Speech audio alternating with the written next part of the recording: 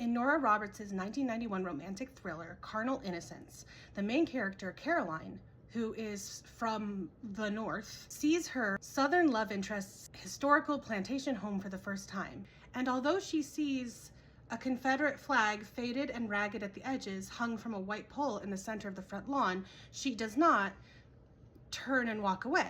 In fact, the narrator, who is close to Caroline, goes on to describe the house this way. The house was pearly white in the afternoon sun, all gracious curves and delicate ironwork, slender columns and glinting windows. It took no imagination at all to picture women in hoop skirts strolling across the grass, or gentlemen in frock coats sitting on the porch discussing the possibility of secession, while silent black servants served cool drinks.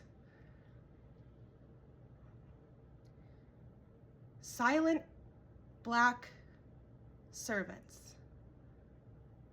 Silent black servants. You know, I think they used a different word back then.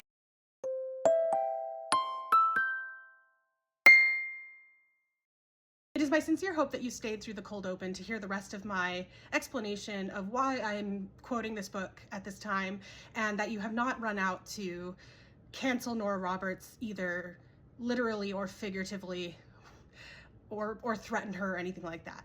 The truth of the matter is that I think that Nora Roberts is, I can't say a good person because I don't know her, but when I look at a statement like the one I read in the cold open, which don't get used to that, I don't normally plan on having relevant cold intros, this was too perfect to pass up. When you see a statement like that, you could in its isolation take it as being just incredibly insensitive, which it is, regardless of any outside context. However, if you look at not only the text of Carnal Innocence as a whole, but Nora Roberts' works as a whole, you can see where she learned to say things differently. You can see her making effort to improve how she treats race and women, honestly. It's kind of interesting, but romance novels, especially from a certain era, are probably one of the greatest perpetuators of women hating women and stereotypes of women that we have in popular media. And of course, I'm talking about mainstream romance novels. But why did Nora Roberts write this? It's 1991, not 1952. And 1991 seems like a really long time ago because it is 33-ish years ago. I was born in 1990 and I am 34, go with that. But it was still well after the civil rights movement, and there should have been an awareness that we shouldn't glorify antebellum Southerners, but we did. In fact, it was accepted at that time that antebellum Southerners should be romanticized. If you don't believe me, just look at a different romance-ish work. I have some thoughts about this too, but Gone with the Wind. Romanticizing plantation homes and those hoop skirts that we talk about, and their just charming accents and all of that stuff. Like, we did it just regularly. That was just accepted for the time. And while I won't compare Nora Roberts to Shakespeare, I will say that Shakespeare hated Jews. He hated Black people. He was sexist. He was every kind of ist you could think of, but we forgive him and still study him in schools because he was also writing what was accepted at his time. So what I want to talk about today in this video, today for me, but any day for whenever you're watching this, is the difference between the words accepted and acceptable. I wanted to record this weeks ago and had already done stuff to fill the void for it, and then I got laryngitis or bronchitis or something else and lost my voice for a really long time. So if I stumble a little bit or forget what past Bex wanted present Bex to say, then I'm sorry. I'm going to take off my glasses now because they're distracting me because I can see reflections in them. Accepted versus acceptable. They are two words that have the same root, but I believe that there is a world of difference in that one suffix change. Accepted versus acceptable. Now, accepted is a passive voice sort of word. You can say glorifying antebellum Southern culture is accepted or was accepted, and that is the passive voice.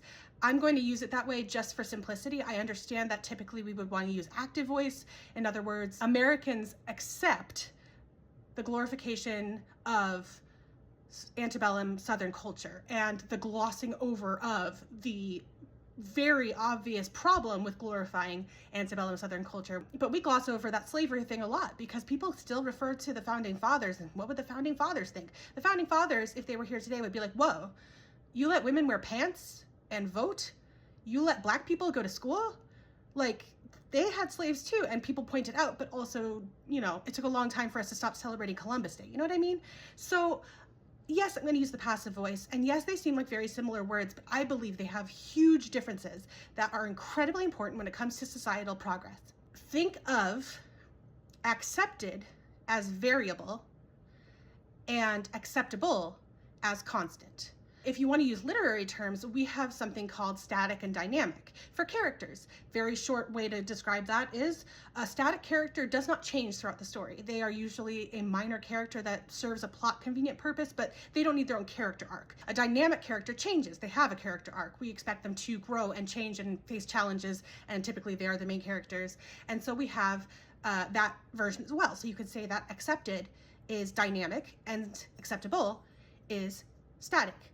No matter what time period, and I'm going to say in human existence, although technically in dinosaur existence too, things that are either acceptable or unacceptable do not change, regardless of whether people treat them as acceptable.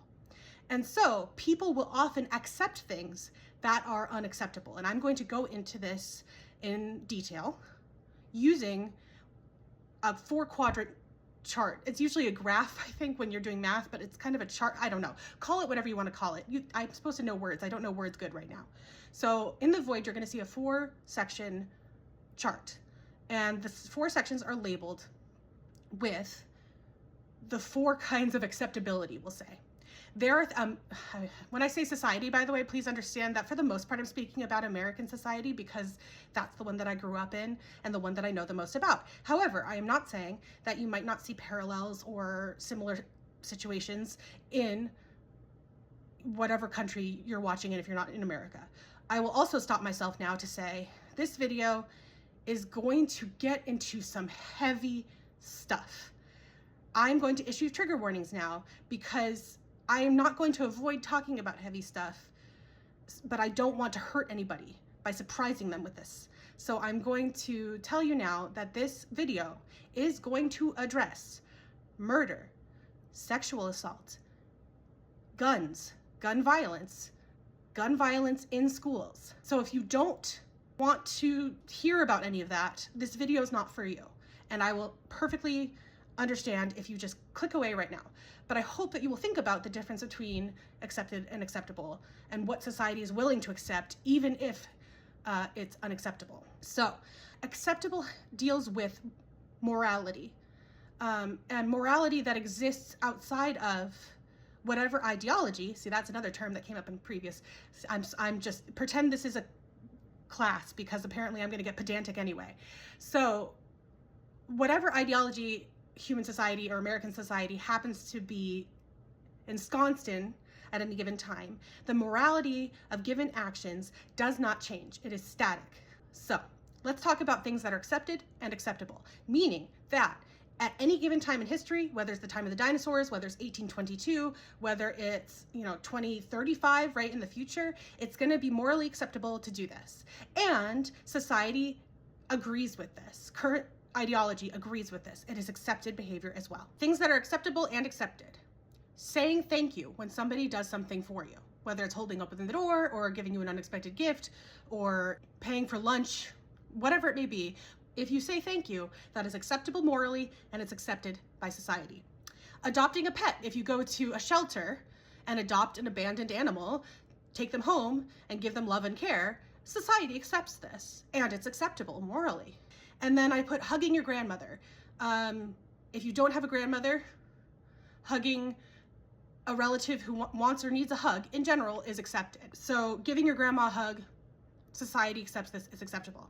Moving to a different part of my chart, I'm going to go to the other end of the spectrum. Now we're going to look at things that are not accepted by society and morally unacceptable. So regardless of time, wherever you are in time, these things are unacceptable morally, and current society does not accept them as well. I have a problem with this though, because I was struggling. I remember this, it's been a while, but I was struggling to come up with something that was definitively not accepted by society. Because the first thought that I had, and maybe you do too, was murder. There's scripture against it. There's laws against it. People who commit murder, they're sent to jail, hopefully. But we have school shootings and church shootings and nightclub shootings. Even then, we have people fighting against gun control. And this brings up a question of, does accepting something have to be active, right? We talked about active and passive voice. Do you need to say, like, this is okay with me in order to demonstrate that you're accepting something? And the answer is no. There are ways to tacitly accept things. There's ways to be complicit in accepting things. By not saying no, double negative, right? You are kind of saying yes. The fact that there are still school shootings in the United States of America means that enough Americans accept murder of children and their teachers, administrators, and that no changes have been made, other than school shooting drills and people suggesting that teachers carry guns, which I want to make a video about, a separate one, because I was a teacher and I was in professional development when they rolled out their new plan for school shooting drills, and they showed us a training video for it that may or may not be available on YouTube. I can't look because seeing it again would make me physically ill. Seeing it the first time did, but that is so loaded down with like its own stuff that I can't possibly talk about it now. I will just say this. I live in a red state, and so it is not uncommon to see somebody in a vehicle that has a bumper sticker on it that very casually threatens violence against anyone reading that bumper sticker, I guess. Violence or just actual murder. And I just saw one that I was actually kind of, in a weird way, relieved to see, not because it was a good bumper sticker, but because it finally answered a question for me of how people who are staunchly pro-gun, who are emotionally invested in gun ownership, justify school shootings to themselves. Because I have to believe that not every child who has died has been a child of an anti-gun parent or parents or guardians. I have to believe that some people out there who are pro-gun have had their children killed in school shootings. So it was confusing to me just because I didn't understand how they could. It seems like a kind of cognitive dissonance, right? How can you be pro-gun even though somebody used a gun to kill your child? And this bumper sticker that I saw said, "Control your children, not our guns." And this bumper sticker, it explained it so much to me. Basically, number one, the answer to the question is, when somebody who is staunchly pro-gun, emotionally invested in gun ownership, has a child die because of somebody who was holding a gun and shot them, they blame the parents of the child for not being better parents, and then would probably get upset if their child's death were used to try to further any anti-gun causes. And that is, to me, a way of reconciling cognitive dissonance. Guns aren't the problem, parenting is. So now I have the answer to my question, and I feel not better, but at least resolved. That problem is resolved. I now understand how that works. The other thing I wanted to point out, though, is the us versus themification, the polarization, which was this different video, of that statement. Control your children, stay away from our guns. Yours, ours. They are setting a line there with that bumper sticker. Your children are the problem. Your parenting is the problem. We don't want to be negatively affected by that. I could go on and on about the logical problems with that statement. But I'll say that that bumper sticker and the person who bought it and put it on their truck, there was another bumper sticker on their truck that said, "If you value your life, don't mess with my truck." And I was like, I wasn't gonna mess with your truck, but I kind of want to now, just because you told me that you don't want me to. You know, it's that reverse psychology thing. I mean, I didn't, because I'm not a vandal, but it was tempting for a bit. I was like, oh, now I kind of want to do something to that person's truck, even though their bumper sticker says they will kill me if I do, because it's, you know, but that's the type of bumper sticker. So that person accepts on some level school shootings. They accept school shootings enough where they have a limit to changing anything to solve that problem. So they are okay with people being better parents to prevent school shootings, but they are not okay with any kind of gun control to prevent school shootings, which means on some level, they accept that school shootings will happen and they are okay with accepting it as long as it means they get to keep their gun. So yes, acceptance of something can be passive, it can have different limits, different explanations, but the acceptance is there. So what I did was I put murder as a concept, conceptual murder. Society would say, if you did like a random poll, like an anonymous poll, like, do you approve of murder? Unless somebody was answering ironically, they would say, no, I don't approve of this, right? I don't find it acceptable. So murder as a concept. So then I, buckled down and I thought harder and I came up with stealing from your grandma. You shouldn't steal money or valuables or food or anything from your grandma. And I mean, like, somebody's going to be like, what if your grandma's a bad person? Like, yeah, obviously there's exceptions to every rule, but for the most part, if you have a sweet, kind and loving grandma, you probably shouldn't lift her wallet. So stealing from grandma is morally unacceptable and society does not accept it. And then I said setting fires, and in parentheses I put arson, and I feel like past me wanted, it's probably going to click with me eventually, but like past me clearly wanted to delineate something there, to differentiate different kinds of setting fires. I guess I wanted to clarify that, like, you can go set a bonfire in a controlled environment that Smokey the Bear would approve of, so you can set fires in your fireplace, you can, have a campfire, like, that's okay, but deliberately setting fires to cause harm, that's probably what it was. Setting fires to cause harm, arson, is unaccepted. Society does not accept this, and it's not morally acceptable. So now, as a logical progression, and you can probably see how this connects, I'm going to go to the part of our chart that says things that are accepted but are not acceptable. As I said, school shootings, society as a whole accepts them. I can't really prove that society accepts it more than saying that there are school shooting drills. It's accepted as a possibility, and therefore we are training children how to react to it. Again, if it was found unacceptable, if people did not accept it, they would address the root problem regardless of protests from people who really want to keep their guns. They would just do gun control better, because that addressing the problem stops the problem. A school shooting drill and reacting to a school shooting as it happens is a reaction to the problem in a specific instance without actually addressing the problem to make sure it doesn't happen. So it reacts to it but does not address it. Hopefully, it doesn't solve it, say that.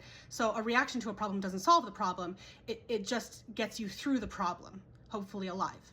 And so society, as a whole, accepts this and should not. It is not acceptable morally for people to go into a school and shoot children, or a nightclub, or a church, or a synagogue, or a mosque. That's not morally acceptable. It doesn't matter what time period it is.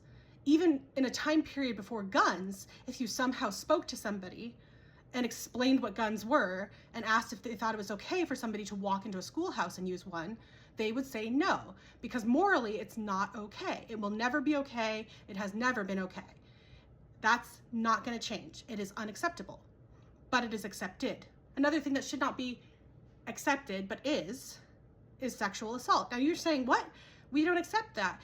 But there is precedent for this. I'm sure you know where I'm going with this, but every time somebody asks a sexual assault victim what they did to invite the assault, they are, in a way, accepting it as an inevitability in certain situations.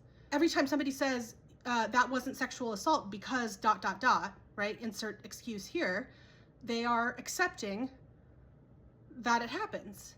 They're accepting it happens by redefining it, but they're accepting it. And it is unacceptable.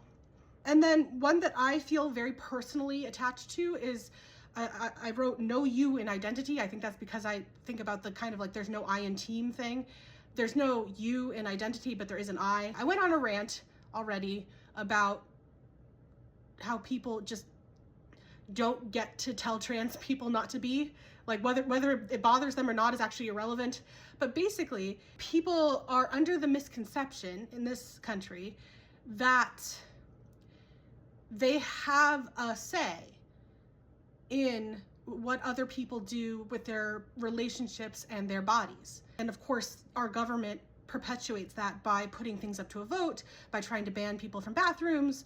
The truth is, it is unacceptable to tell a trans person that they're not allowed to be trans. People are trying to make trans people not exist, but they already exist. Otherwise, they wouldn't be having this conversation.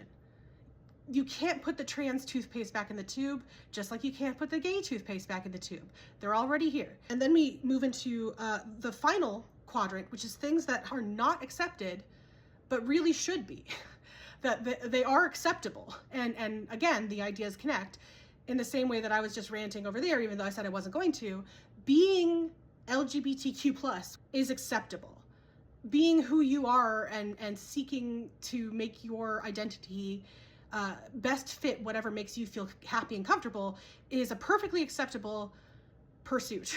The problem is that there's a large enough chunk of society that refuses to accept it or accept that it is acceptable, and this causes problems. Childless woman, I wrote childless woman? I think I meant childless women, but basically there is a certain lack of acceptance of women who don't ever want to be parents, or in general, just kind of like young people who don't want to be parents, or young people who don't want to seek relationships, get married, whatever it may be. There is a lack of acceptance there from certain parties. I'll put it in the, I'm sure I can find it. I'll put it in the description, but there is a TED Talk that is, I think everyone should watch. It's from a long time ago. I've definitely saw it a long time ago, but it's from a woman. I forget her name, but it's gonna be, I'm gonna put her name in the void and the link in the description, who wanted to get her tubes tied and was older than 18. Right, so she was an adult, and she talks about the way that the doctors reacted to her saying that she wanted to have that procedure done. It's actually perfectly acceptable for people to not want to be parents. That, you know, some people want to be, some people want to be child-free, and that's acceptable because, again, it's their choice. But there are factions in society that see it as the primary. Not necessarily, well, for some people do believe it should be a woman's primary focus and goal. Others believe that while it might not be primary, it should be prioritized. It should be in some way in a person's mind and in their goals and in their life view that they are eventually going to have children. And that's why it's not accepted generally. Other people don't care, obviously. They're like, yeah, okay. And then I put people speaking other languages. And again, this is specific to American society. I myself have never heard anyone say any variation of the phrase, "This is America, speak English," but I have heard tell of it.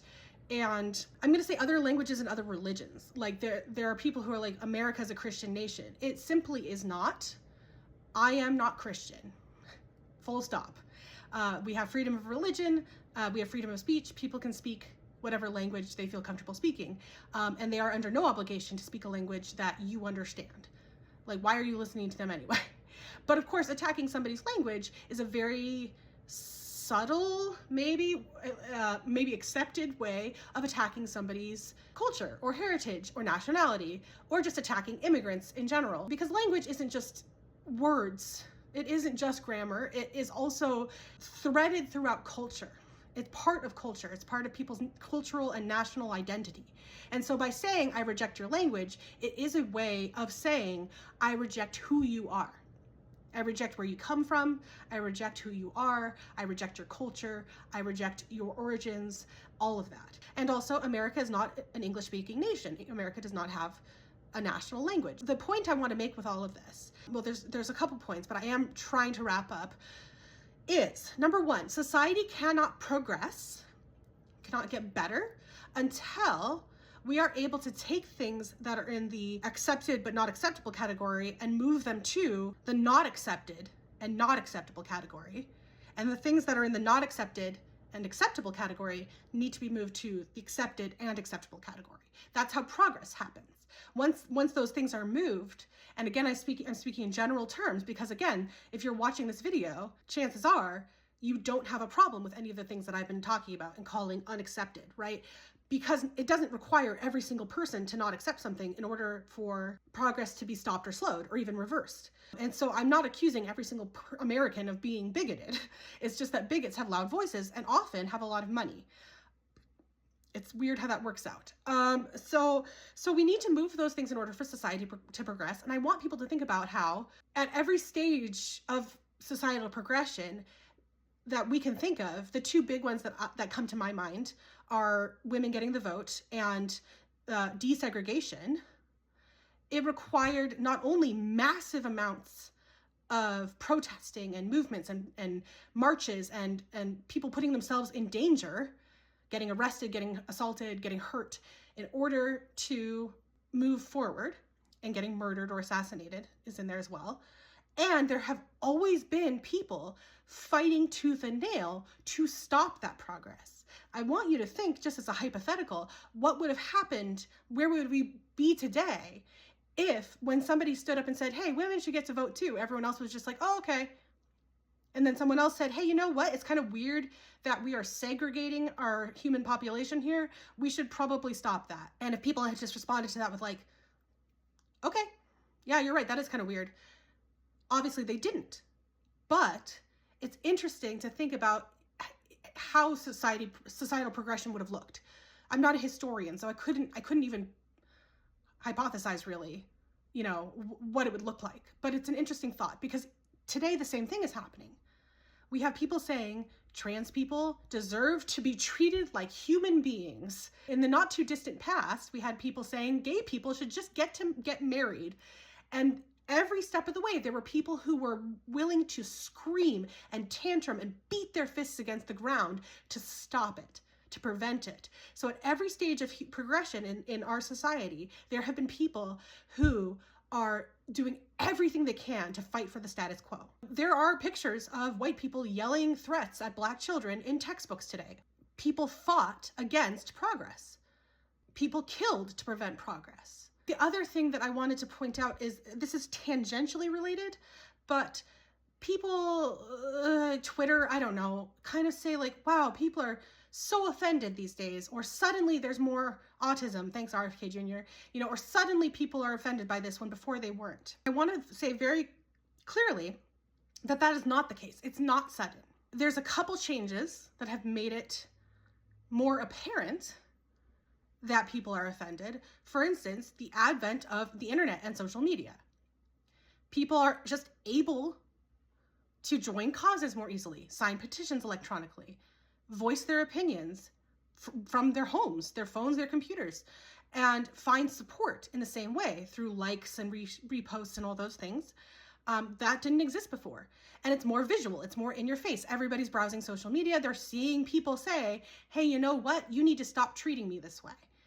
But just because people are now saying they will no longer accept being treated a certain way does not mean that it's suddenly unacceptable. It was always unacceptable. That's what I want to really push home, is racism was always unacceptable, even when it was accepted, because even today there are people who accept it. But as I said, back before the civil rights movement, back when segregation was a thing, society just accepted it. But it was still unacceptable. And again, in Shakespeare's time, when the idea of equal treatment for men and women, or the idea of equal treatment for different races just wouldn't have been brought up, as far as I know, again, not a historian at all, it was still unacceptable. The moral code of treating somebody differently or worse because of their skin color or their origins or their culture or their religion is constant. It was never okay. It was never okay, even when every single person treated it like it was okay. And you might think, well, Black people wouldn't have accepted it. Well, yeah, no, of course not. That's the thing. I have to believe that there were people, people who were very happy in their little bubbles, white people, at the time of the civil rights movement, who were like, wow, Black people are suddenly really upset about the way we've been treating them. They probably had thoughts like that. No, Black people were not suddenly upset. Black people were not okay with segregation, with racism, with their treatment, all the way up until the civil rights movement, where they suddenly became not okay with it. That's what it seems like to people who are happy in their bubbles, but that was not the case. So were they accepting it then? Not in the same way white people accepted it. There is a way to force acceptance too. Threats of violence towards people's families will keep people silent. And there's no blame in that, right? If somebody threatened my family, I would also do whatever I could to prevent that person from following through on the threat. There's control there. You make sure that people who want change know that you don't like that. And it happens again today. People usually use threats. When someone says something they don't like, when a woman says that she wants to be treated better or that she's tired of being scared of men, seemingly with no self-awareness or introspection at all, threaten her online. Again, I'm not quite sure how people aren't seeing that they're proving the point, but maybe it doesn't matter to them. It's about control. It's all about control. And so those methods have worked in the past. And so just because people aren't speaking up doesn't mean that something was acceptable. Just because the people that you are oppressing aren't saying, hey, I don't like being oppressed, or maybe they are saying it and you're choosing to ignore it, either way, does not mean it's acceptable. It was never acceptable. And in the same way, autism existed, probably predates vaccines, although I've seen, I've heard podcasts where people talk about kind of precursors to vaccines happening hundreds of years ago. So who knows? Progress happens through scientific and medical discovery. Dyslexia existed before the word dyslexia existed. You know what I mean? So people weren't suddenly dyslexic when dyslexia was identified and named. It's just that before people didn't know what to call it. So autism existed before the word autism existed. It doesn't mean we suddenly have more autistic people. Not that there'd be a problem if there were, because I can't stress this enough. Autistic people are still people, and this need of people in power to dehumanize others is getting really annoying. They're still people. They still deserve love. They still deserve support. They still have the same human rights that everybody else should have. Equality is not a hard concept, and yet it seems to me that people struggle with it a lot. Equality means that no matter who you are, where you come from, what you look like, you still have access to the same basic decency and courtesy and treatment and healthcare and food as everyone else. But there's no suddenly about this. It was never okay to be transphobic. It was never okay to make jokes about, I have to do the scare quotes, so let's see there. Okay, men who are actually women. That was never acceptable, even when it was accepted, even when every mainstream television show made jokes about it. So that's the point I'm really trying to drive home. I hope I made sense. But things are unacceptable even if they're accepted, and things are acceptable even if they're not accepted. The acceptability of it does not change. It is concrete. It is set in stone. And progress happens when we get society as a whole to accept the acceptable and stop accepting the unacceptable. So those are my thoughts on that. Hopefully I'll be able to post again soon so that we can follow the progression of my weird outline until this video series ends up being about what I want it to be about, which is the American education system. Isn't that weird? That's where I want to end up. But for now, those are my thoughts. Please work on accepting the acceptable and not accepting the unacceptable, and I'll come back another time and like and subscribe.